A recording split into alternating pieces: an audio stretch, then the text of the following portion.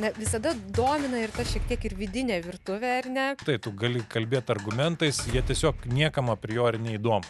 Tai kodėl čia taip viskas pasisuko? Tai yra kažkas siaubingo. Tai yra žmonės, kurie, vienas dalykas, akivaizdžiai yra intelektualiai silpni visų pirma. Švelniai tariant. Negirdi jokių visai kontrargumentų, jungiama tiesiog mechaninė balsavimo mašina, mes prieš. Čia yra pavojingiausia Lietuvos demokratijos būklei. Ko nors tokio pikantiško. Jūs dar prisiminsite Karbauskį gerų žodžių, nes Juk tai yra apie grėsmę nacionaliniam saugumui, tai yra apie grėsmę demokratijai.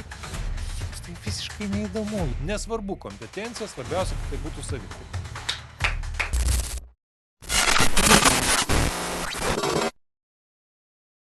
Sveiki, šiandien Laisvės partijos podcast'e Be triukšmo pas mus svečiuojasi Europos parlamento narys, buvęs Konstitucinio teismo pirmininkas, konstitucinės ir tarptautinės teisės profesorius Dainius Žalimas. Sveiki, Dainiau. Sveiki, malonu čia būti.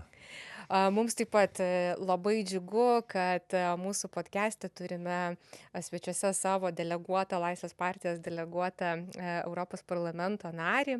Ir iš tikrųjų daugelį komitetų iš tikrųjų tenka darbuotis. Moterų teisų ir lyčių lygybės komiteto vicepirmininkas esate, teisės reikalų komiteto narys. Tai truputėlį papasakokite ir šitų komitetų specifiką. Ko galbūt tikėjotės, kai atsiradote ir tapote Europos parlamento narių šiuose komitetuose?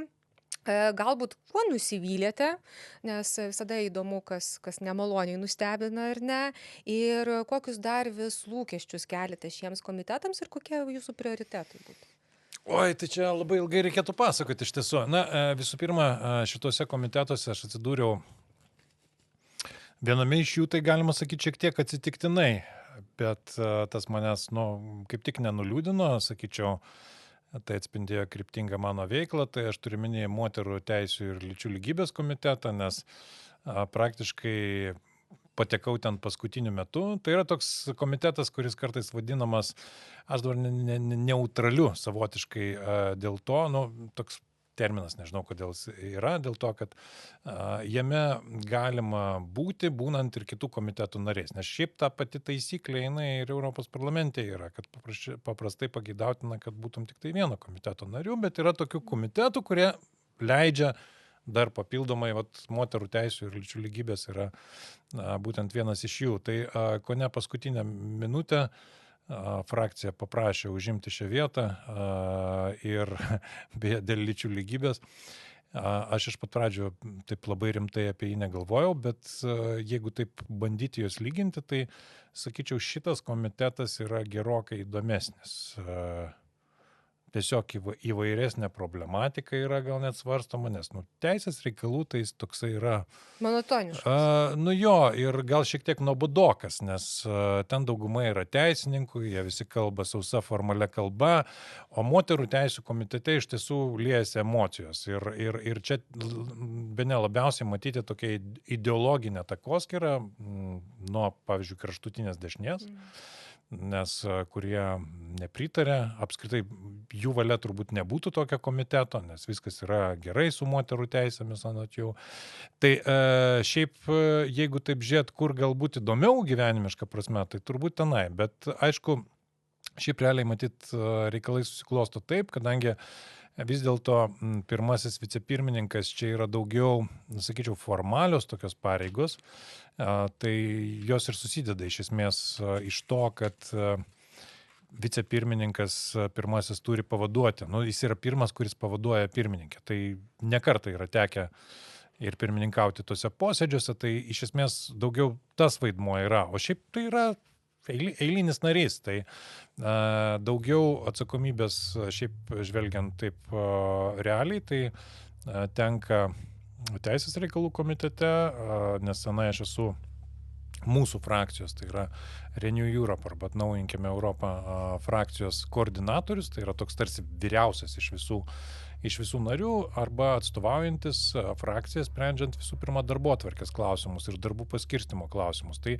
dėl to nenustabu, kad didžiausias darbų krūvis man tenka tenai ir visai neseniai, pavyzdžiui, ir pranešimas buvo patvirtintas apie ES teisės taikymą už pastarosius 3 metus, tai aš vadovau šito pranešimo rengimui.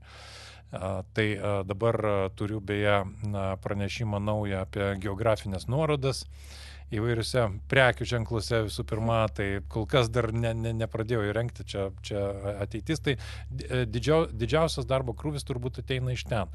Bet moterų teisų komitete irgi yra tokių darbų. O šiaip, turbūt natūralu, kad tai kas atsitiko, nes čia ir pagal mano paties veiklą, ir pagal partijos programą, tai teisės viršenybė, demokratija ir žmogaus teisės, tai yra, įskaitant, aišku, ir moterų teisės ir nediskriminavimą, tai vienas iš Laisvės partijos prioritetų, tai tiesiog natūralu, kad aš tuose komitetuose atsidūriau, bet šiaip jeigu kalbant plačiau, tai reikėtų pasakyti, kad ne vien darbas komitetuose vyksta, bet vyksta darbas ir kartais, tose sritise, kur aš nepriskirčiau tiesiogiai šitų komitetų atsakomybei, bet, taip kartais pasitaiko, vėlgi, gal čia daugiau atsižvelgiant į asmeninę patirtį ir asmeninį interesą, visiškai neseniai praėjusioj sesijoje Europos parlamentas priėmė mano renktą rezoliuciją dėl Kinijos vadinamojo tautinės vienybės įstatymo, kuriuo siekiama asimiliuoti visas tautinės mažumas. Ir čia visų pirma, aišku, turiu omeny tibetiečius. Aišku, ne vien juos, bet pirmiausia, tibetiečiai. Tai kadangi aš pats esu Tibeto tokios savotiškos draugų grupės vienas iš pirmininkų Europos parlamente, tai nepaisant to, kad aš nesu nei užsienio reikalų komitete, nei kokiame nors kitame panašiame komitete, bet man teko šitą atsakomybę ir inicijuoti ir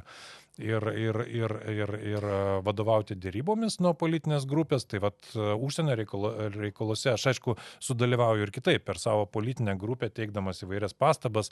Dar pernai pasmerkėme rašizmo ideologiją Europos parlamente, tai irgi buvo didžia dalim mano darbas, nors tas nepriklausytų dirbant tose dviejose komitetuose, apie kurias pradėjau. Iš tikrųjų, daug tokios personalinės iniciatyvos taip pat yra natūralu, nes vis dėlto Europos parlamentas klausimų spektras yra didžiulis, balsuoti tenka už viską, ar ne? Tai natūralu, kad ir įsigilinti tenka į viską. Tai visada domina ir ta šiek tiek ir vidinė virtuvė, ar ne? Kiek tenka dažnai pyktis galbūt ir su kolegomis, ir Europos parlamento nariais, kaip vyksta tas pats procesas, derinant balsus, derinant pozicijas, ko nors tokio pikantiško ar ne, ar netikėto, jūs su kažkuo pikantiško ar netikėto jūs susidūrėte Europos parlamente? Gal iš tokio, iš asmeninės patirties, kas pikantiško ir netikėto buvo, tai čia aš pats padariau tai, kas yra pikantiška ir netikėta, bet čia buvo, kaip sakoma, vardan Lietuvos arba vardan idėjos. Bet šiaip, jeigu taip gal pradžioje atsakant į tą prieš tai buvusio jūsų klausimą dėl bendros atmosferos, žinot, būna visą laiką tų nesutarimų ar ginčių. Aš pats asmeniškai labai didelius ginčius tenai nesu įlindęs, nes vis tiek aš jaučiu tą skirtumą, nes čia visai neseniai teko ir Seimo kultūros komiteto posėdžiuose sudalyvauti. Tas kokybinis skirtumas Europos parlamente vis dėlto juntamas. Čia šitie piliečiai, kurie sudaro Seimo kultūros komiteto daugumą, Europos parlamente jie tiesiog neturėtų ką veikti, ten su jais nebūtų apie ką diskutuoti. Tai nesakau, kad kartais nebūna tokių kurčių ir aklų ten parlamento narių, Europos parlamento, bet visada yra smagu, kada tu iš tiesų gali argumentais išspręsti tam tikrą klausimą arba pasilikti prie skirtumų, puikiausiai suvokiant jų priežastis. Tai ne taip kaip čia Seime, kur apskritai tu gali kalbėti argumentais, jie tiesiog niekam a priori neįdomus. Tai šią prasme tas kokybinis skirtumas tikrai didelis, tai aš tokių asmeninių kažkokių nesutarimų arba gilių konfliktų tikrai per visą šitą laiką nesu turėjęs. Tačiau, aišku, pastebiu, kad jų tikrai būna ir kolegos, kai kurie, beje, moterų teisų komitete, bet čia nereikia stebėtis, nes, nu, žinot, kada ateina tokie klausimai, buvo My Choice, My Voice, pavyzdžiui, tokia iniciatyva čia ir dėl aborto Taip. prieinamumo visoje Europoje. Nu, matyt, gal turbūt yra natūralu, kad emocijos tada liejasi laisvai ir čia labai daug pasireiškia įvairios mizoginiškos idėjos. Gal jos daugiau beje plenarinio posėdžio metu, bet čia irgi mūsų vienas iš Europos parlamento narių rinktų Lietuvoje nuskambėjo apie savo Biblijos citavimus tenai. Bet ir buvo greitai padėtas į vietą, ko Lietuvoje ne visada įvyksta. Bet jeigu taip žiūrėti iš tokių asmeninių, pikantiškesnių patirčių, tai aš minėjau čia rašizmo rezoliuciją praėjusiais metais, praėjusių metų sausio mėnesį priimta, aišku, jinai ten vadinosi ilgesnių pavadinimų, tai yra dėl istorijos instrumentalizavimo ir jo panaudojimo teisinant Rusijos agresiją prieš Ukrainą, bet ten be kita ko buvo pasmerktas rašizmas kaip tokia ideologija jau, kuri neigia ir ištisų tautų teisę apsispręsti, laisvai egzistuoti, negi iš esmės jų identitetą, tai čia be abejo pirmiausia ukrainiečiai, baltarusiai taip pat, nes čia rusų pasaulio ta vadinamoji ideologija, bet aišku, kartu negi ir mūsų nepriklausomybė, aš turiu minėti Lietuvos.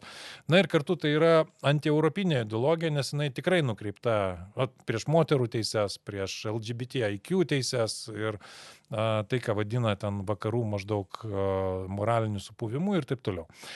Tai štai tenai teko sudalyvauti tokiu netradiciniu būdu, nes aš tai šiaip esu Renew Europe frakcijoje, bet frakcijoje irgi yra įvairių žmonių. Tai tas žmogus, kuris atstovavo mūsų frakcijai, jis iš esmės, tarkim, nelabai suvokė tą problematiką ir nelabai norėjo ją gilintis.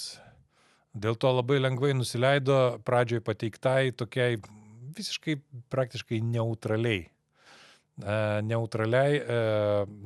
morališkai, politiškai neutraliai socialistų rezoliucijai. Tai žinot, aš nuėjau į tą posėdį dėrybų, kas yra nepriimta, bet kartu tai nėra jokių rašytinių taisyklių pažeidimas. Tiesiog yra praktika, kad to nebūna. Bet kada aš mačiau tikrai, kad aš galiu šitą padaryti, kad ta rezoliucija būtų daug geresnė, aš nuėjau šioje vietoje žaisti kolegės Rasos Juknevičienės komandoje, kitoje frakcijoje IPP. Ir mes, žinot, laimėjome. Rezoliucijos tekstas išėjo puikus. Tai iš tokių pikantiškų detalių, kadangi po to buvo mėginama ten skųstis mano veiksmais ir taip toliau, bet kadangi rezoliucija išėjo puikiai, tai nieko iš to skundų neišėjo. Tai kartais tenka veikti ir tokiais netradiciniais būdais, kada tai yra iš tiesų Lietuvos interesas, nes mes turime suvokti, kad yra visų mūsų interesas, kad šita ideologija, kuria vadovaujasi dabar nusikalstama Rusijos federacijos vadovybė, ir pati ideologija yra nusikalstama, ji nusipelno pasmerkimo ir turi būti griežtai paskelbta už tarptautinės teisės ribų, kaip kažkada nacizmas. Tai jeigu ne tas mano dalyvavimas, tai ko gero ta rezoliucija nebūtų tokia išėjusi. Iš tikrųjų labai džiugu girdėti, kad rodot pavyzdį, kad vis dėlto būtina kartais sudėti ginklus, kaip sakant, į šoną ir dėl bendro vieno gero tikslo, ar ne, padirbėti visiems nepaisant jokių politinių kažkokių ideologijų, ar ne, ar skirtumų. Tai čia matyti yra ir tas bruožas, su kuriuo mes einame ir su savo visą politinė jėga. Ir verta dabar pratęsti mūsų pokalbį ir pakalbėti šiek tiek apie Ukrainą. Dainiau, jūsų indėlis į visą Ukrainos veiklą daugumai yra puikiai žinomas ir įvairios misijos, ar ne, kur yra perduodamos transporto priemonės, kur jūs palaikote artimus ryšius su Da Vinčio vilkais, ar ne. Tai papasakokite daugiau apie visą šią veiklą. Balandį čia neseniai, ar ne, vykdėte svarbią misiją kartu su Laisvės partija, pristatėte žmonių surinktą paramą, tai būtų daugiau sužinoti, ką dar turime padaryti. Daugelis žinome, ką turime daryti, bet kur tos tokios dar trūkstamos nišos tam, kad Ukraina neprarastų jausmo, palaikymo jausmo iš ne tik mūsų, bet visos Europos. Tai gal šiek tiek papasakokite. Na, aš tai galvoju, kad svarbiausia čia yra turbūt suvokti Ukrainos tragediją kaip savo. Kuria prasme, nes aš čia tiesiog rizikuoju būti banalus, bet iš tiesų tai, ką dabar patiria Ukraina, tai mes tikrai galime būti jų vietoje, jeigu nestabdysime rašizmo tenai arba rusų agresijos ten. Tai dėl to tiesiog čia net nėra klausimų, ar mes turime padėti. Ir kitas dalykas, kurį aš taip pat akcentuočiau, tai šioje srityje mes turime daryti daugiau negu mums priklauso arba daugiau negu iš mūsų laukiama. Nes šiaip paėmus niekas iš manęs nereikalautų turbūt ir daugelis žmonių visiškai ramiai taip ir nedaro šią prasme pagalbos srityje kažko ypatingai naujo. Aš nesakau, kad ten be abejo aukoja ir taip toliau, tai čia, aišku, yra ir matyti ir neaukojančių. Bet tokia higiena. Taip, bet iš principo, į mano pareigas, aš šitą veiklą pradėjau dar kada buvau Konstitucinio teismo pirmininku. Tai į mano pareigas tikrai neįėjo rusų karo nusikaltėlių persekiojimas. Bet aš tai dariau, nes aš paaiškinsiu kaip. Tai iš tiesų visa istorija prasidėjo kažkur 2014-2015 metais, 2014 metais, kai Krymas buvo aneksuotas, kai aš buvau jau Konstitucinio teismo pirmininkas, aš, ta prasme, sužinojau, kad už Krymo aneksiją taip pat yra atsakingas Rusijos Konstitucinis teismas. Nes jis, ten pas juos tokios procedūros, jie prisijunginėja, kada formaliai svetimas teritorijas reikalinga Konstitucinio teismo išvada. Ir per vieną naktį, jie aišku, tą pozityvę išvadą, kad prašom prisijungti Krymą, šitą padarė. Formaliai kalbant, tai jau yra nusikaltimas, agresijos nusikaltimas, nes aneksija yra vienas iš agresijos aktų beje. Tai ir už jį atsako tie, kurie arba patys priima sprendimus, arba gali juos kontroliuoti. Tai šiuo atveju tas teismas yra vienas iš tų kontroliuojančių subjektų, nes jie formaliai kaip ir galėjo ir neleisti Krymo aneksijai įvykti. Tai būdami teisininkai puikiausiai suvokia, ką jie daro. Ir tada aš pradėjau siekti jų atsakomybės. Tai kaip Konstitucinio teismo pirmininkas, kai kas iš tiesų netgi nustebdavo.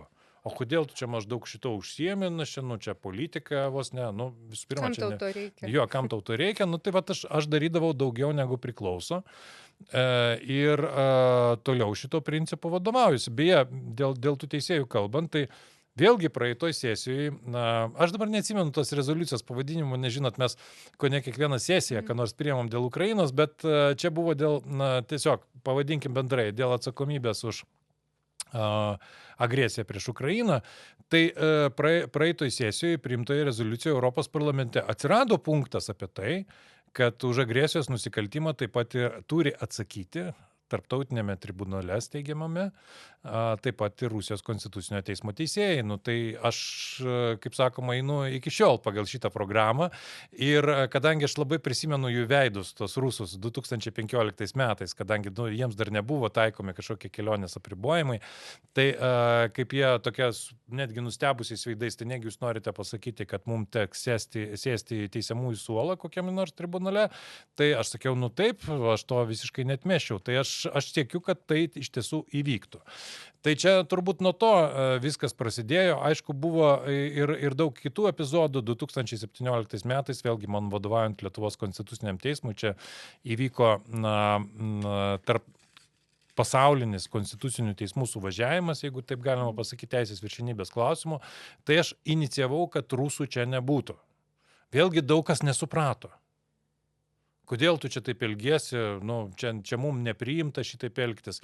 Aš tai suvokiu taip, kad būtų pats didžiausias pasityčiojimas, jeigu forume apie teisės viršenybę atvažiuotų asmenys, kurie šiaip jau yra nusikaltėliai. Tai daug kas nesuprato taip pat ir daug kolegų iš Europos, kurie po to akis, aišku, atsivėrė 22 metais. Man jos jau seniai, kaip sakoma, buvo atsivėrusios. Tai 17 metais aš šitą pratęsiau.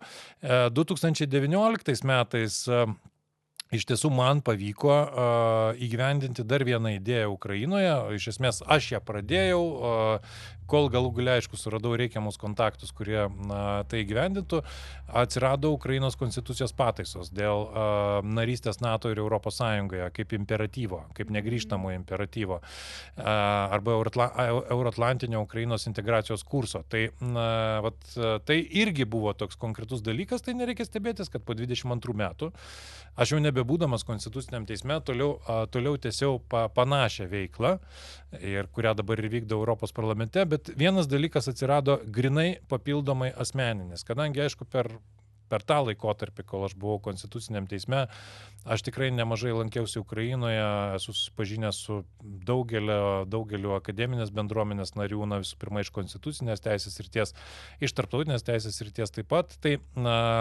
nereikia stebėtis, kad ta prasme, kad aš tą veiklą nusprendžiau pratęsti labai paprastai.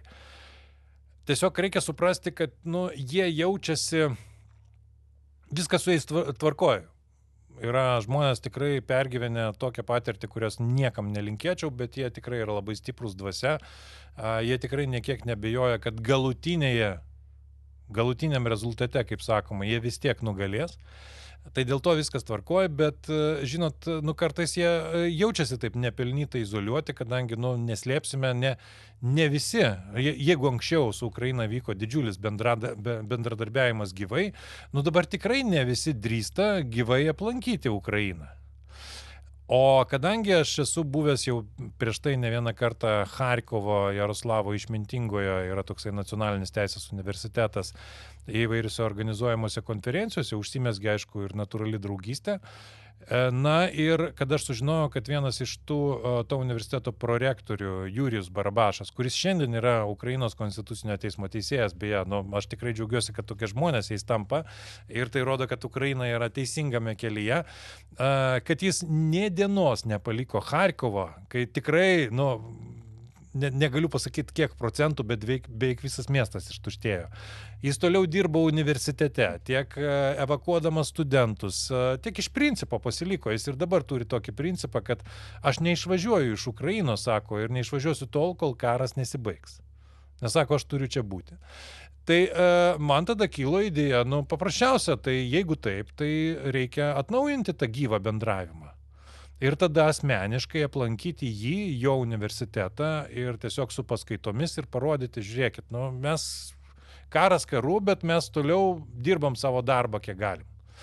Ir šalia to, aišku, atsirado ir ta paramos idėja. Tai jeigu jau važiuoja, nereikia būti turistų, tai reikia matyti ir nuvežti tiems kariams kai ką. O kadangi tikrai labai yra daug studentų, dėstytojų iš to universiteto, kurie dabar kariauja fronte, tai taip ir užsimezgė tą draugystę. Pradžioje buvo generolo toksai Marselio legionas, bet dabar tas generolas Marselis, jisai tarnauja kitoj vietoj. Tada atsirado Da Vinčio vilkai, kurie ir yra šito universiteto absolventai arba net dėstytojai.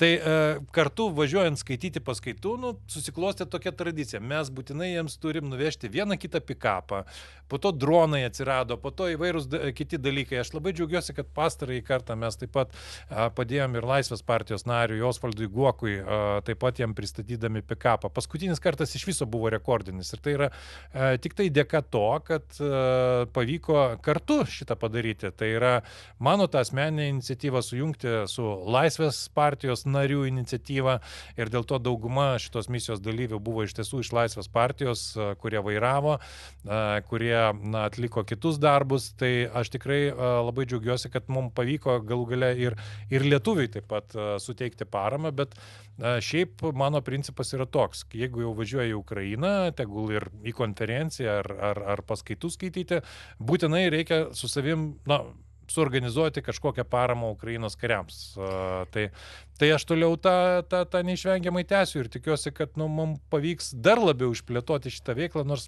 aišku, prisipažinsiu, pastarieji metai pagalbos prasme, matyt, reikia suprasti, kad ir Lietuvos žmonės pavargsta, tai tikrai sumažėja. Anksčiau buvo žymiai sėkmingesnės ir tos rinkliavos, bet dabar mes turėjom pakankamai daug dovanotų automobilių Natūra, ko galbūt neturėjom anksčiau. Tai Dainiau, kiek kartų jau buvote Charkive? Ne, tai Charkove aš aišku buvau kiek kartų bendrai, tai man dabar būtų labai sunku pasakyti, Prasidėjus karui. bet šiaip prasidėjus šitam plataus masto karui, tai aš manau, vėlgi, jeigu aš neklystu, tai 6 ar 7 kartus. Ir tikrai važiuosiu dar. Nu, nebus tai aišku kažkokia kasmėnesinė veikla, bet aš galvoju, kartą per pusmetį tikrai tai yra įmanoma. Charkovo padėtis, vat būtų įdomu irgi išgirsti jūsų tokią nuomonę ir matymą. Charkovo padėtis yra panaši savotiškai į Vilniaus padėtį. Tai Vilniuje mes daug irgi diskutuojame apie Vilniaus saugumą, kokiu čia priemonių mes kaip miestas galėtume imtis. Gal yra kažkokios gerosios pamokos, patirtis, kurias mes, gerosios aišku, tam tikrą prasme, kurias mes galėtume perimti, kaip Vilnius, investuodami į savo atsparumą ir pasirengimą. Žinot, dar prieš atsakant prieš Charkovą, aš tik tai paminėsiu labai trumpai, kad šiaip jau ir Kijeve mes turim labai unikalų padalinį. Yra toksai, bet jiems paprastai materialinės pagalbos reikia rečiau, kadangi jie patys gerai uždirba. Aš tai paaiškinsiu, kodėl. Tai yra savanoriškas teritorinės gynybos padalinys. Tai yra, žmonės, kaip įsivaizduojat, pas mus kariai savanoriai matyt būtų. Gal labiau kaip kariai savanoriai negu šauliai, bet aš ką turiu omeny. Tai yra žmonės dirbantys savo pagrindinius darbus. Na ir laisvalaikiu, vakarais, savaitgaliais, einantis treniruotis ir būdintis, saugantis iš esmės Kijevo dangų. Aš turiu omenyje dabar, pradžioje aišku, kada prasidėjo plataus masto invazija, tai jie ir ten saugodavo kelius ir blokpostus rengdavo, bet dabar daugiausia tai yra šachedų numušinėjimas iš pozicijų Kijeve, tiek mobilių, tiek stacionarių. Aš pats ten esu ne kartą lankęsis, bet komis yra unikalus, tas padalinys vadinasi Mryja arba Svajonė. Jų ženklas yra tas garsusis lėktuvas Mryja, kuris buvo sunaikintas, bet iš principo tai yra teisininkai vėlgi, tai yra teisėjai, pakankamai daug buvusių konstitucinio teismo teisėjų, iš dabartinių teisėjų tai yra vienas dabar šiuo metu, kitas labai jiems aktyviai padeda tiesiog nebūdamas to padalinio narių, tiesiog kaip savanoris. Dabar aukščiausio teismo teisėjų daug, įvairių kitų teismų teisėjų, prokurorų, advokatų ir panašių tokių. Tai aš su jais taip pat taip žmogiškai bendrauju. Esu vežęs šiokią tokią paramą, bet kadangi tai yra žmonės gaunantis nemažus atlyginimus, tai čia jau yra mažiau. Galbūt ir jie patys suvokia, kad jie iš esmės taip, šiaip galima sakyti, kad karas pasiekė ir mes patys žinom visai neseniai Kijeve, vėlgi 24 žuvę, tai karas pasiekė ir Kijevą, bet tam tikrą prasme tai yra jau užnagaris, tai jie patys atiduoda prioritetą tiems savo kolegų teisininkų padaliniams, kurie kovoja tiesiogiai priešakinėse linijose. Tai čia dar papildant prieš tai. Dabar dėl Charkovo.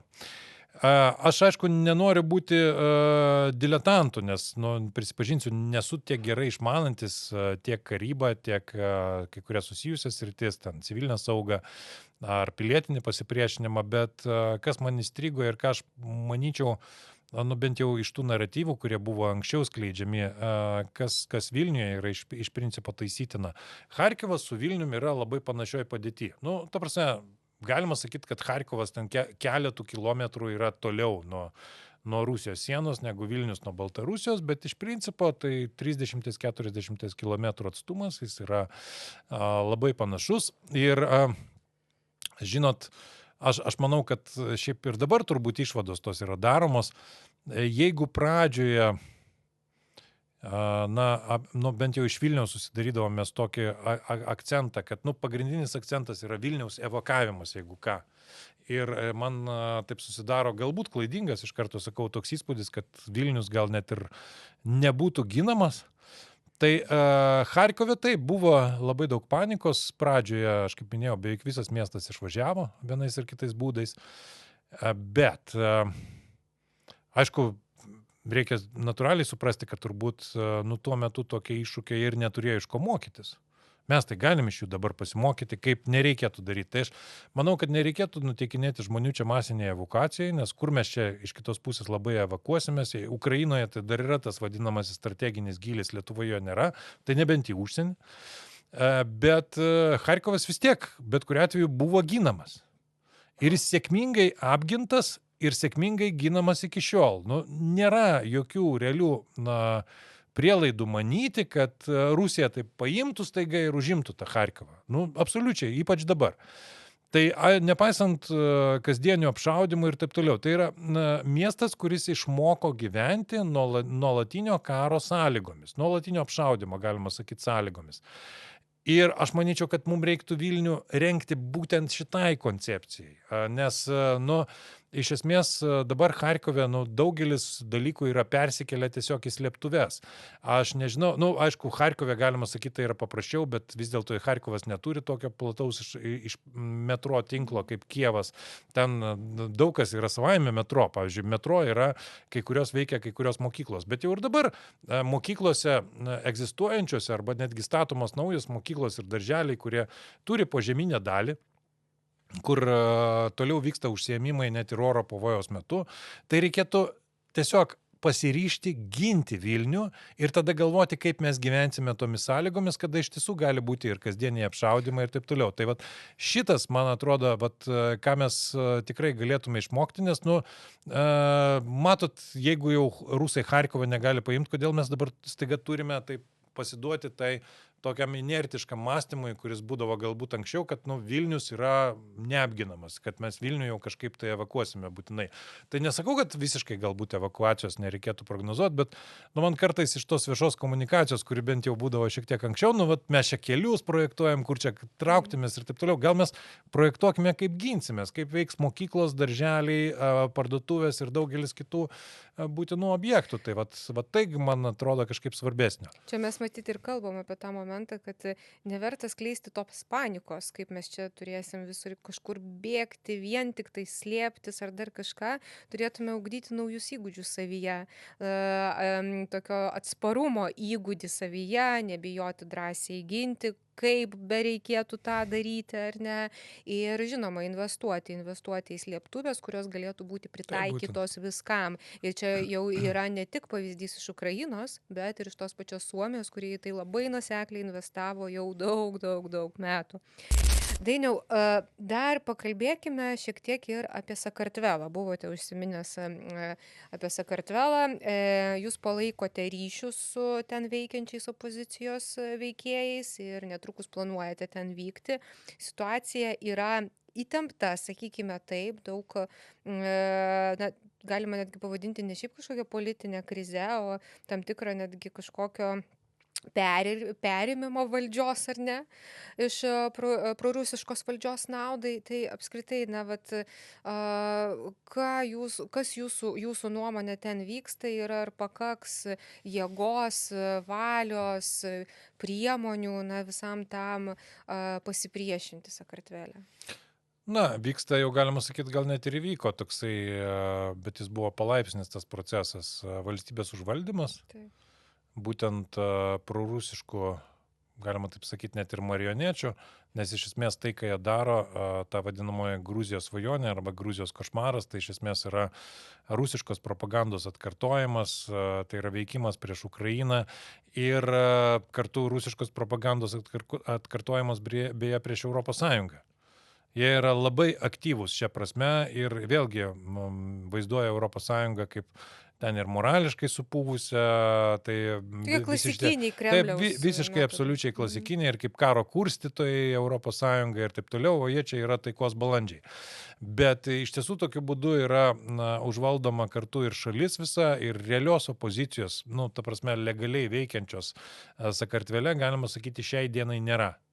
Bet čia yra toksai šliaužiantis, neperaugantis į labai plataus masto ir labai žiaurias represijas procesas, kadangi, sodinami, galima sakyti, tik tai tokie pagrindiniai opozicijos lyderiai, kiti gali kaip ir veikti viešumoje, bet jie nuolat yra ta prasme, virš jų yra pakilęs tam tikras vėzdas, kad, bet kada gali, ir už valdžios kritiką viešą, ir gali būti paskelbtas užsienio agentų, jeigu gauni finansavimą iš kokių nors, pavyzdžiui, žmogaus teisų fondų, Taip, netgi taip. iš Europos tarybos, aš jau nekalbu apie užsienio valstybės arba privačius fondus, net iš tarptautinių organizacijų.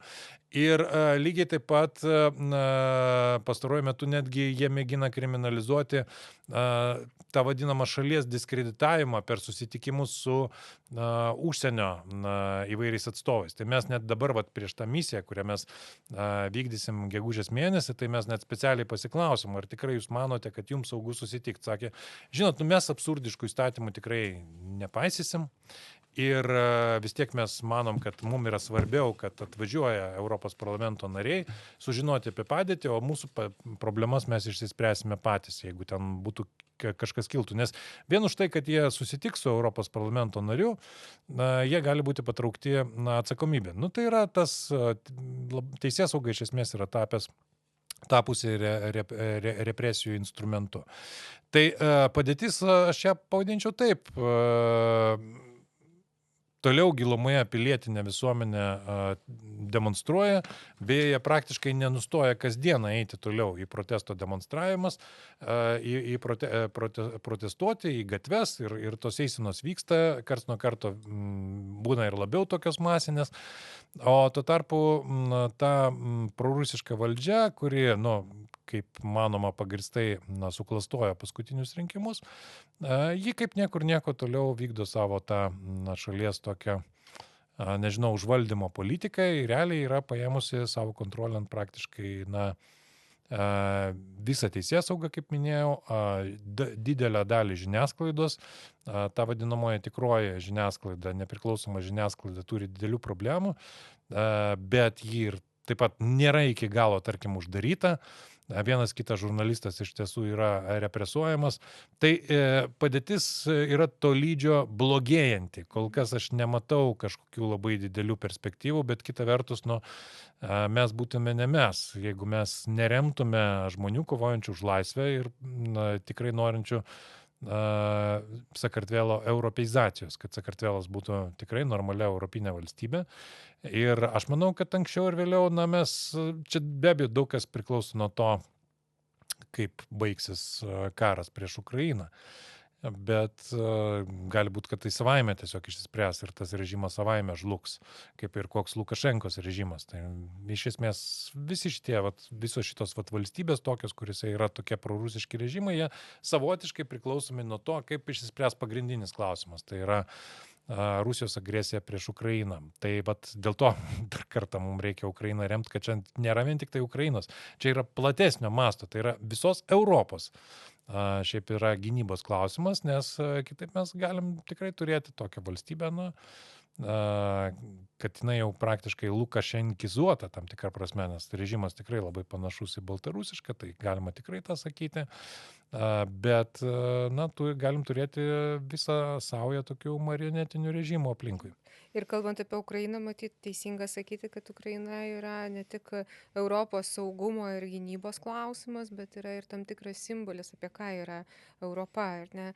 Ir kalbant apie laisvę, persikelkime į Lietuvą ir aišku, pakalbėkime apie žodžio laisvę, nes, matyt, čia prieš gerus metus galbūt net negalėjom dar pagalvoti apie tai, kad žodžio laisvės klausimas mums gali tapti toks aktualus. Pats dalyvavote ir Seimo kultūros komiteto posėdžiuose, ar ne, dėl LRT pataisų. Tai kokie įspūdžiai, kaip vyksta visas šitas procesas čia Lietuvoje ir kitas dalykas, man tikrai būtų nuoširdžiai įdomu sužinoti paties tą tokį, matymą, tai kodėl čia taip viskas pasisuko? Taip, tai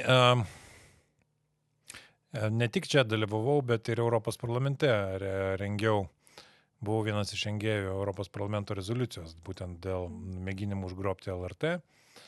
Ir apskritai demokratijos būklės Lietuvoje, beje, ten irgi labai ryškiai pasijautė skirtumas rengiant šitą rezoliuciją nuo Lietuvos Respublikos Seimo, kadangi Europos parlamente socialistų frakcijoje yra socialdemokratų du atstovai. Tai viena iš tų socialdemokratų atstovių, tiksliau, Vilija Blinkevičiūtė apskritai šituose klausimuose nedalyvavo.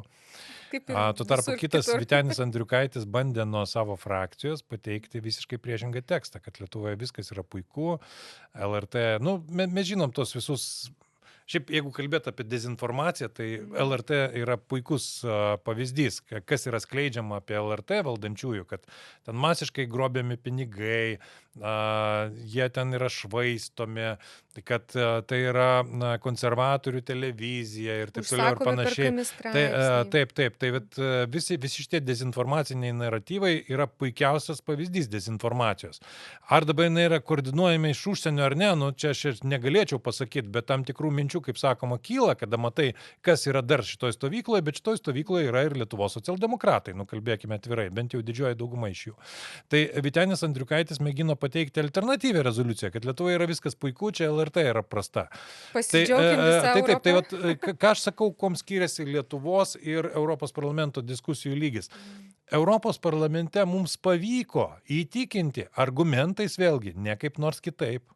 Argumentais pavyko, argumentais tai reiškia ir faktais, nes, be abejo, teko pateikti faktų, kurie yra Lietuvoje, kurios socialdemokratai savaime suprantama neigia, bet jie yra labai lengvai patikrinami tie faktai, tai tikrai nesunku įsitikinti.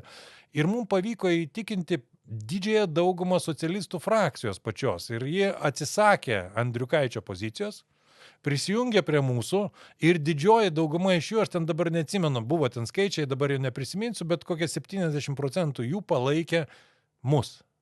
Tai yra prisijungė prie tos daugumos, kuri ir priėmė rezoliuciją. Tai vadinasi, argumentai ten veikia. Racionalus protas. Taip, Seimegi, iš mano patirties, aišku, aš kaip Europos parlamento narys ir kaip turėjau ginti šitos rezoliucijos principus, bet kartu ir kaip teisininkas, nes man kaip teisininkui tai čia yra, tiesiog apima siaubas, kai aš matau, kaip veikia Seime bent jau teisėkūros procesas, kuris yra susijęs su LRT įstatymo pakeitimais. Tai yra kažkas siaubingo.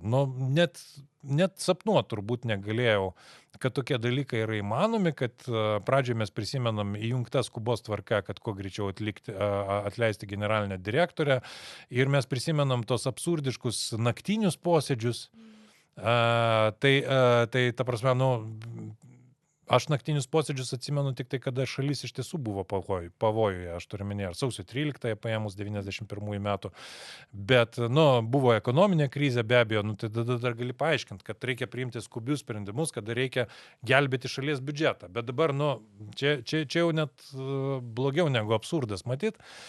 Ir iš esmės teko pajusti tą klaikę atmosferą. O atmosfera yra tokia, kad jūs pastebėkit, kad kultūros komiteto dauguma, kurie, čia aš kalbu jau ir apie antrą svarstymą, nors iš esmės tas pats buvo ir pirmajame. Tai yra žmonės, kurie, vienas dalykas, akivaizdžiai yra intelektualiai silpni visų pirma. Švelniai tariant. Švelniai tariant, jie nesuvokia tų argumentų ir matyti, kad jie net nelabai supranta, ką daro, bet jie supranta, kad reikia įvykdyti šitą komandą, jie supranta LRT kaip blogį, gal net nuoširdžiai šito įsitikinę, ir jie jų įsivaizdavimu daro kažką tai gero, ar ne? Tai ta prasme, bet jie tiesiog yra intelektualiai nepajėgus suprasti jokių kritinių argumentų. Tai čia vienas dalykas. Antras dalykas, jie yra įtikėję, dažniausiai su tokiais žmonėmis taip ir būna, kurie yra intelektualiai riboti, jie pajaučia tokią neribotą valdžią. Štai paskutinį kartą kultūros komiteto pirmininkas, mačiau, kaip jis tiesiog kaifavo, kad jam duota teisė duoti arba neduoti žodį. Ir absoliučiai kvailai, asiliškai užsispyręs, pavyzdžiui, nedavė žodį man papasakoti apie Venecijos komisijos išvadą, kur realiai nėra taip jau daug žmonių Lietuvoje, kurie jums papasakotų, kas yra toje Venecijos komisijos išvadoje, nesiekiant jokio subjektyvumo, tiesiog galima patikrinti, ar aš teisus ar ne, kad tai parašyta, bet iš esmės tai yra toks mėgavimasis dar plus aklo valdžia, bet tai gal labiausiai ir pritrenkia, nes opozicijos atstovai, aš turiu menį, daugiausia tai yra Tėvynės sąjungos nariai, toliau Rima Baškienė taip pat, dar įsijungdavo liberalų sąjūdžio atstovai, jie kalba argumentais. Ir kada negirdi jokių visai kontrargumentų, jungiama tiesiog mechaninė balsavimo mašina, nu mes prieš. Nu, ir kas, nu jie visada turi 4 balsus. Ir tai paklai, visiškai nesiklausant, jie apskritai diskusiją suvokia kaip tokią laiko tempimą nereikalingą, absoliučiai nereikalingą dalyką, diskusijas. Tai va čia yra pavojingiausia Lietuvos demokratijos būklei, kada parlamentas tampa mechaninė balsavimo mašina. Tai vat jie tą paverčia. Tai tas turbūt, kas kraupiausiai nustebino iš tiesų, nes aš tikrai, žinokit, negalvojau, kad tokio žemo intelektinio ir kultūrinio lygio asmenys dabar yra Seimo nariai. Ir jie vadovauja iš esmės Seimo darbui ir lemia jų sprendimus. Žinot, visokio anekdoto būdavo apie ankstesnius, bet geriausias turbūt, kuris man įstrigo, neišduosiu, kas tos frazės autorius sakė, jūs dar prisiminsite Karbauskį gerų žodžių, nes Karbauskis buvo tas kultūros komiteto steigėjas, sakė, tai, kas vyksta dabar, tai lyginant su Karbauskio laikais, tai yra, visiškos žemumos. Sakė, Karbauskis tikrai tiek žemai nenusileisdavo. Tai jeigu mes tokį matą paimam, tai suprantat, situacija iš ties yra klaiki, bet čia, žinot, reikia asmeniškai būti, nes neperteiksi to viso jausmo, kada tu matai, kad tu kaip profesionalas gali tikrai pateikti jiems svarių teisinių argumentų, jiems tai visiškai neįdomu, jie tiesiog turi, priimsim šitą nuostatą ir visą jiems duota komanda, nenusileisti bet kokią kainą, priimti bet kokią kainą. Tokia banda, kuri tiesiog spaudžia. Taip, būtent kelia rankas, įsijungia tik tai, bijo beje kontakto, nes pastaruoju metu buvo bijota gyvų posėdžių, už tai nueita į nuotolį, nes tai yra lengviau kontroliuoti. Jos valdo kartu ir baimė. Bet, kaip ten bebūtų, aš manau, kad šitas laikotarpis įeis savaip į istoriją ir visi šitie žmonės taip pat, nes, čia yra žemiausias kritimo laipsnis. Aš, žinot, dėl ko dar nuogąstauju, ką aš pajaučiau iš paskutinio kultūros komiteto posėdžio, kad jiems pradėta duoti indulgenciją, pavyzdžiui, nesuteikti žodžio opozicijai. Arba ženkliai riboti tą trukmę. Nes, aišku, vis tiek, kad iš posėdžių viešumo visuomenė mato, kas iš tiesų turi ką pasakyti dalykiškai, o kas tiesiog įžūliai naudojasi balsavimo mašina. Tai iš tiesų, ir kas iš tiesų atrodo juokingai dažnai.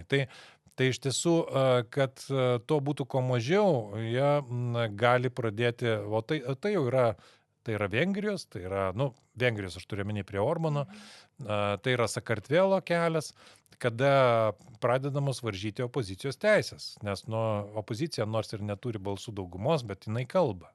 Ir tuo savaime yra pavojinga, nes vyksta kartu kova už žmonių nuotaikas, už žmonių sielas. Ir tam tikrą prasme, aš atsiprašau, bet tam tikrą prasme jie taip pat yra dalis visuomenės deleguoti, tai taip pat yra verta pagarbos. Tai be abejo, ne, pagarbos ten tikrai nėra, nes negali pavadinti pagarbą, kada žmonės neturėdami jokių kontrargumentų tiesiog vykdo jiems kažkieno nurodytą valią. O dabar kieno ta valia nurodyta? Čia yra klausimas įdomesnis.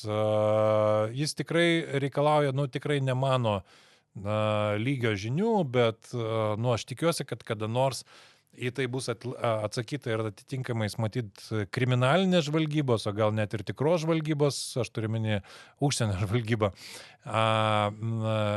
metodais, kadangi, ką aš turiu minį, žiūrėkit, visa tai prasidėjo kada? Kada kilo ta garsioji Palucko krizė. Žinom, kur šiandien yra Paluckas ir kokiam jis yra statuse, bet akivaizdu, kad tada jie suvokė, kad jiems reikia žiniasklaidos. O kokią žiniasklaidą lengviausia padaryti sava? Nacionalinį transliuotoją, nes kurį jie supranta, kad jeigu yra valstybės išlaikomas nacionalinis transliuotojas, tai jis turi tarnauti valdžiai. Aš pilnai tikiu, kad tai yra ir nuoširdus jų supratimas. Aš nekalbu apie tai, kad jis yra klaidingas. Tai žinot, aš tai sieju su tiesiog kerštu. žiniasklaidai visai ir konkretiems žurnalistam už labai konkrečią veiklą, nes jie demaskavo.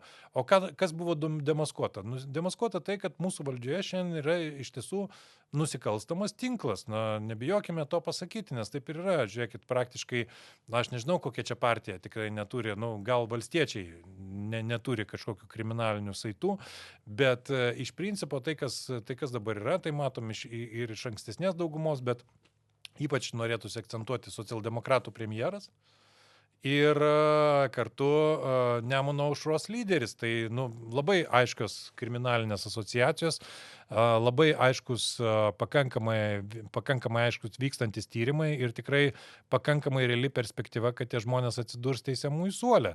Tai iš principo, tada supranti, kad, jų vietoj supranti, kad reikia savo žiniasklaidos.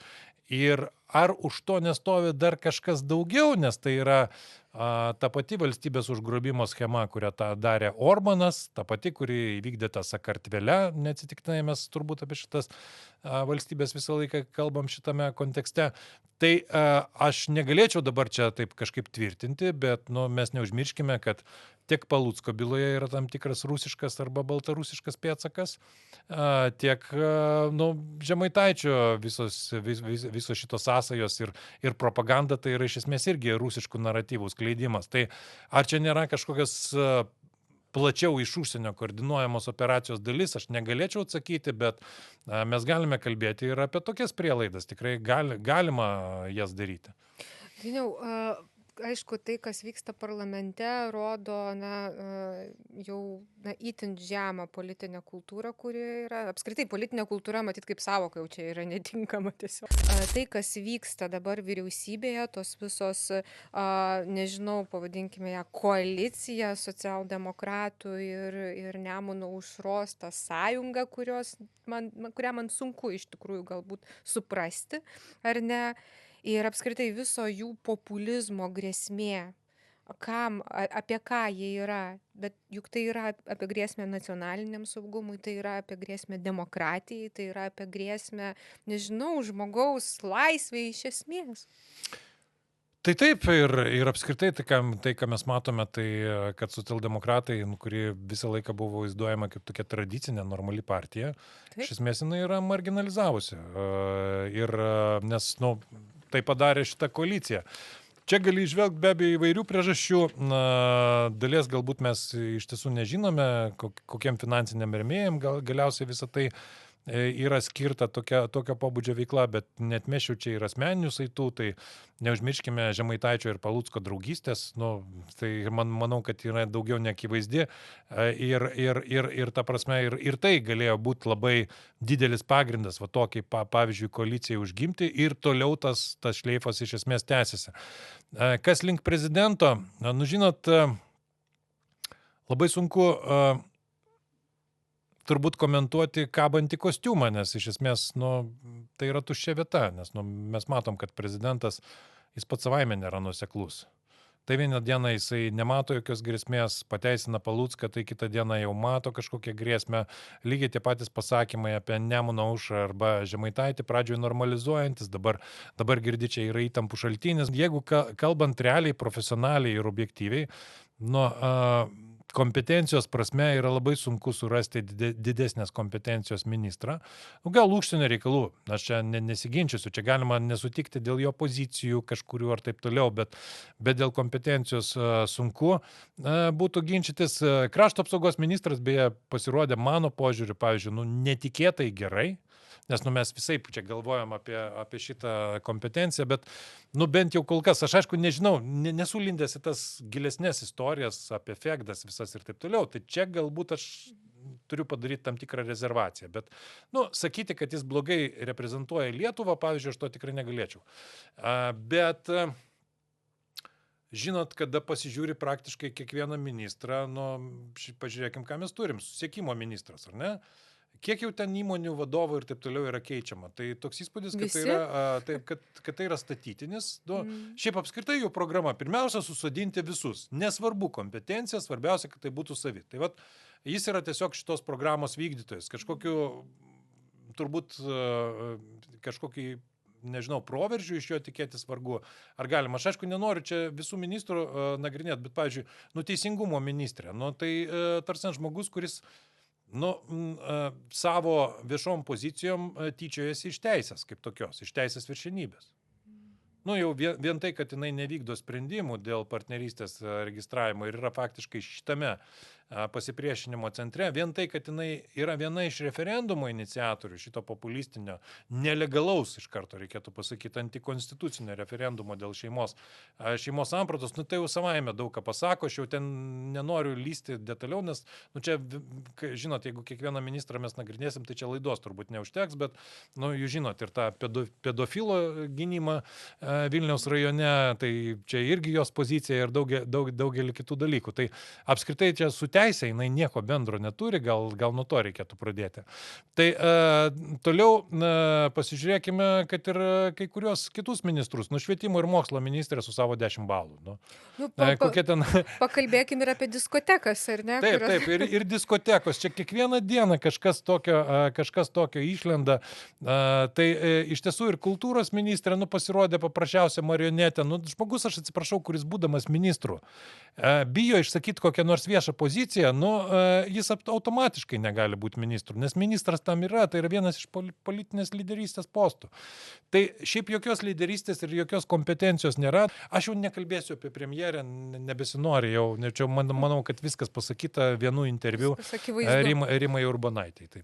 Dainiau, kalbant apie teisingumo ministeriją ir partnerystę, dabar jums bekalbant, tai pagalvojau, o negali būti taip, kad teisingumo ministerija irgi turės nešti tam tikrą atsakomybę dėl skundžiamų pirmos instancijos teismų sprendimų dėl partnerystės. Ta prasme, nes jie, prieš man, taip iš šono ir neteisininkai, būnant, atrodo, kad čia prieštaravimas patiems savo, prieštaravimas mūsų teisiniai santvarkai, neturėtų teisingumo ministerijos dabartinė vadovybė atsakyti už tą tokį ėjimą prieš. Žinot, galima būti įvairių politinių ar kitokių pažiūrų, bet vienas dalykas, kuris išlieka, jis nepakeičiamas ir privalomas visiems, tai yra ištikimybė konstitucijai.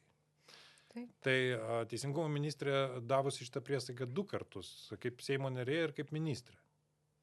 Būti ištikima konstitucijoje. Jinai veikia prieš konstituciją, kadangi visa šita veikla, kurią jūs išvardino, tai yra siekis išvengti konstitucinio teismo nutarimo vykdymo ir tuo pačiu paneigti tiesioginį konstitucijos veikimą, nes nepaisant to yra partnerystės registravimo įstatymas, nėra po konstitucinio teismo nutarimo, labai aiškiai yra konstitucija yra tiesioginio veikimo aktas ir teisingumo ministrė yra atsakinga visų pirma, kad tai būtų tiesioginio veikimo aktas, niekas jai netrukdo šiandien išleisti atitinkamų taisyklių, kur partnerystė ir kaip kada registruojama ir kartu atlikti, jeigu ten iš tiesų reikia atitinkamus techninius parengiamuosius darbus, kad ilgainiui ir tas registravimas taptų ne taip kaip dabar praktiškai popierinių teismo sprendimų, bet ir elektroninės visas sistemas ir visą kitą pritaikyti.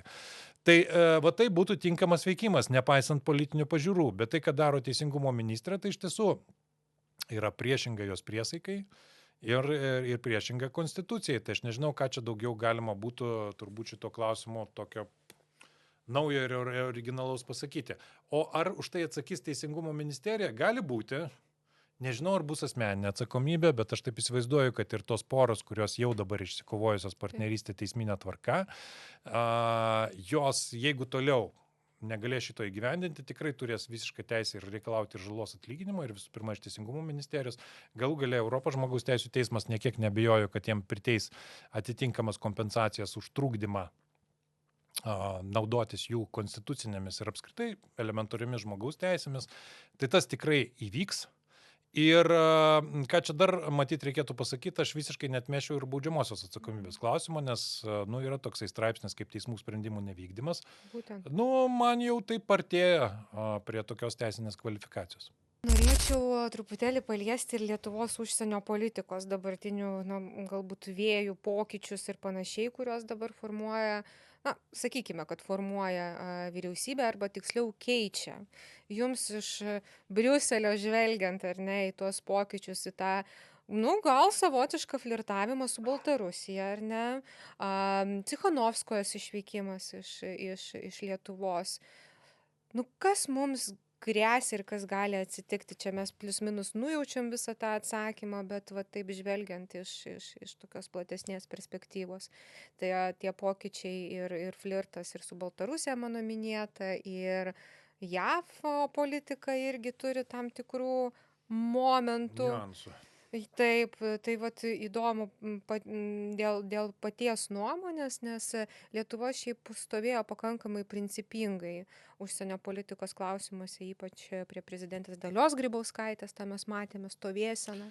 Na, tai matot, aišku, matyt, reikėtų sakyti, kad žuvis pradeda pūti nuo galvos. Tai kadangi mes nematome jokios Lietuvos prezidento lyderystės, aš net nežinau, galėčiau pasakyti jokiais klausimais, ne tik užsienio politikos. Kas prisimenat, kuriuo klausimu Lietuvos prezidentas ėmėsi kažkokios iniciatyvos tikrai reikšmingos ir buvo lyderis ir ne tai, kad aš jau nekalbu Europoje, pavyzdžiui, bet ko tikrai nepasakysi, pavyzdžiui, apie Valdą Adamkų arba Grybauskaitę. Tikrai mes prisimenam puikių iniciatyvų ir tikrai garsų balsą tenai, bet nieko panašaus apie dabartinį prezidentą. Bet ne tik užsienio santykiuose arba Europos Sąjungoje, bet taip pat ir šalies viduje. Nėra jokios lyderystės, jokių klausimų. Yra tik tai, ką galima kartais pavadinti obstrukcija arba tokių sąmoningų talkininkavimų demokratijos žlugdymui. Aš taip turbūt įvardinčiau tai, ką jisai daro. Tai iš principo tada, matyt, logiška tikėtis tokio Lietuvos užsienio politikos tam tikro degradavimo, kadangi, lyderystės šitais klausimais nėra. Ir taip, mes turime tam tikrų grėsmių ir tos grėsmės pradėjo realizuotis kartu, pavyzdžiui, su Cichanovskojos ofiso išprašymu, kad ir ką čia valdantieji pasakotų, bet jie iš esmės sukūrė tokias sąlygas, kad Cichanovskoja turėjo išsikraustyti, nors iki šiol nėra jokio racionalaus pagrindimo, kodėl tą reikėjo padaryti. Nes mes reikia suprasti, kad mes čia ne tik Cichanovską iškraustam, bet tapom gudesnė Europos provincija. Nes su Cichanovskaja Lietuva tam tikrą prasme buvo tikrai įdomesnė kaip Europos Sąjungos šalis. Mes atidavėm Lenkam.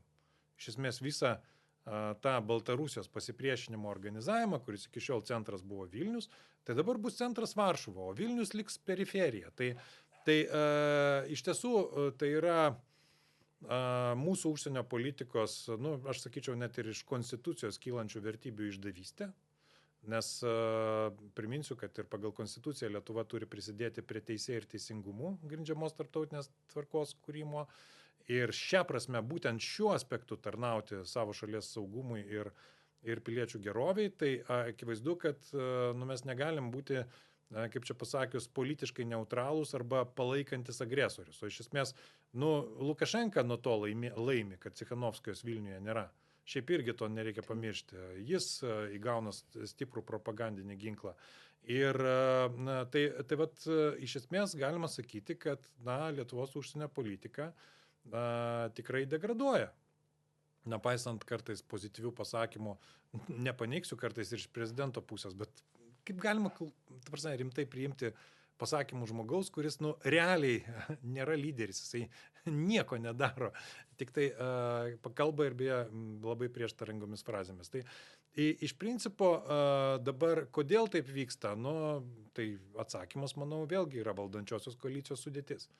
Ir socialdemokratų partijos tam tikras kriminalizavimasis, nes vėlgi priminsim Palucką, jo neaiškus finansavimo šaltiniai ar ne, jie yra susijęti su kuo?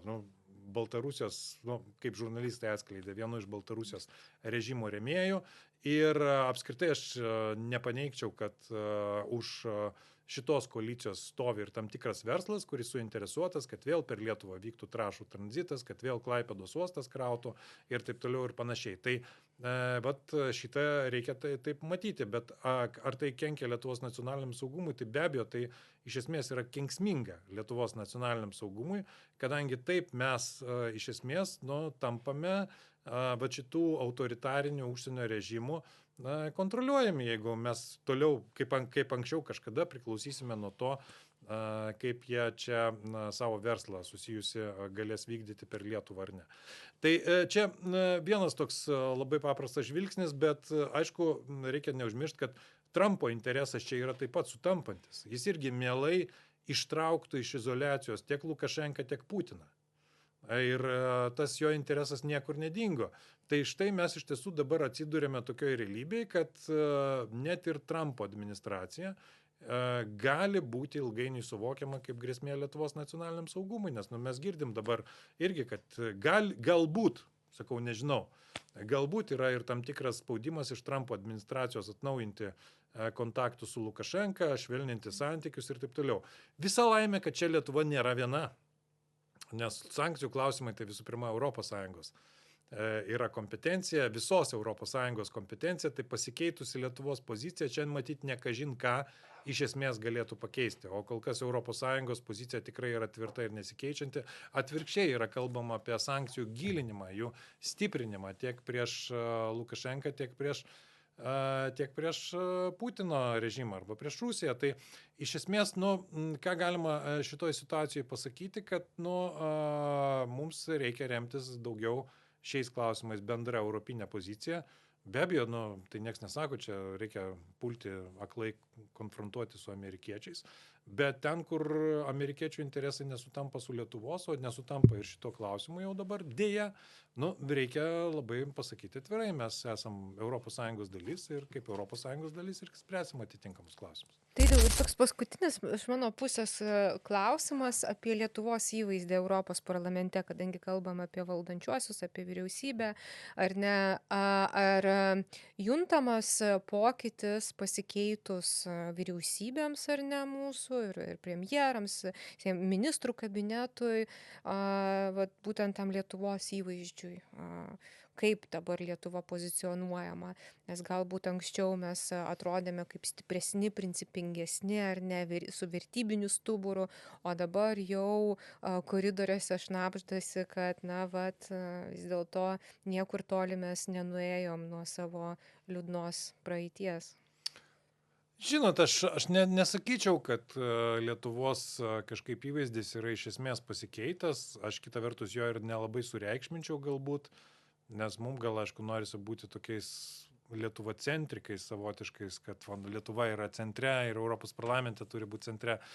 Tikrai taip nėra, nes tai yra 27 valstybės, neužmirškime. Ir čia dabar sakyti, kad kažkas ypatingai taip susikoncentravęs į Lietuvą ir staiga pakeitė ten iš esmės savo požiūrį, matyti tikrai neverta. Vis dėlto tikrai į daugumą Europos parlamento narių iš Lietuvos yra žiūrima kaip į vis dėlto pagal tą naratyvą, kad tai yra šalis išsivadavusi iš okupacijos, ji turi unikalios patirties, ji turi tokią didesnę gal moralinę teisę kalbėti apie panašias patirtis turinčias valstybės, Ukrainą, tą pačią, Sakartvelą, kitas, kurias mes pakalbėjome apie Baltarusijos režimą, tai ten mūsų tą ekspertizę priima pakankamai rimtai. Aš nepasakyčiau, kad čia kažkas pasikeitė, bet kas link Lietuvos vidaus įvykių, turbūt visi supranta, ir Lietuva čia nėra kažko išskirtinė, nes žiūrėkit, aišku, mes visi dabar džiaugiamės, kad Vengrijoje tam tikrą prasme padėtis pasitaisė, nors aišku, kol kas dar ne, dar matysim. Taip, viltis tokia yra. Kad jinai pasikeitė, tai tikrai galima pasakyti, ar ne? Orbano bet kuriuo atveju, manau, tikrai nebus. Bet Slovakija, Rumunija dabar labai įdomas, Latvijos vyriausybės atsistatydinimas. Tai čia žinot, kada Lietuva atsiranda kaip šalis turinti labai panašių problemų, bet dar jos netapo kritinėmis. Tai iš esmės pačio Lietuvos įvaizdžio kažkaip tikrai bent jau kol kas nepakeitė. Svarbu, kad mes jos nepakeistume patys, aš turiu omeny, bet čia aš kalbu ne apie Europos parlamento narius, bet žinot, ateina Lietuvos pirmininkavimas Europos Sąjungai, kitų metų pirmasis pusmetis. Ir čia aš mėginu įsivaizduoti, kadangi aš tikrai buvau keliose misijose prieš tai pirmininkavusiose valstybėse, Danijoje, Lenkijoje toje pačioje, ir mes ten susitikdavom su šalies vyriausybių nariais. Tai, Va čia tikrai yra dėl ko nuogąstauti. Va taip įvaizdis tai gali tikrai pakisti. Jeigu pamatys tą tikrąją mūsų vyriausybės narių kompetencijos lygį Europos parlamento nariai, kuris prasideda nuo to, kad, nu, turbūt nereikia slėpti, kad, nu, ko gero nemaža dalis Lietuvos vyriausybės taip kalba angliškai, tarkim, taip su trūkumais ženkliais, ne šiaip su mūsų būtiniais trūkumais, bet su ženkliais ir turi rimtų kompetencijos, dalykinės problemų, tai va taip įvaizdis gali tikrai keistis, kad, nu, iš kitos pusės, aišku, ką čia nustebinsi, nu, tiesiog tokia pasirodysim kaip europinė provincija ir tiek. Tai vat dėl to reikėtų matyti nuogąstauti, aš jau nekalbu apie tai, kad ateina tie klausimai.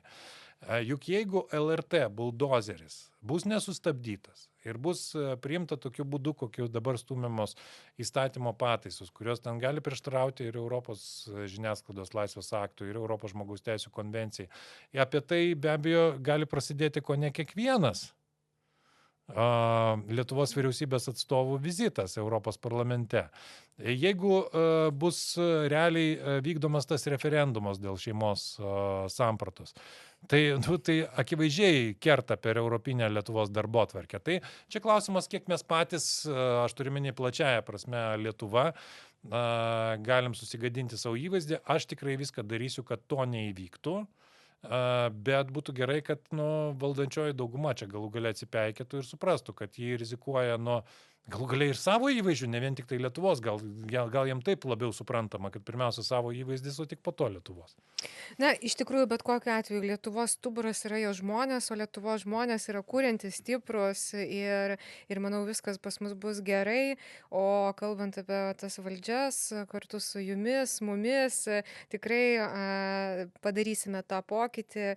Aišku, reikės mums visiems kantrybės tam tikrais atvejais, tačiau, kai turime tokius nuostabius žmonės, matyt, šviesi ateitis visgi mūsų laukia. Tai ačiū labai jums.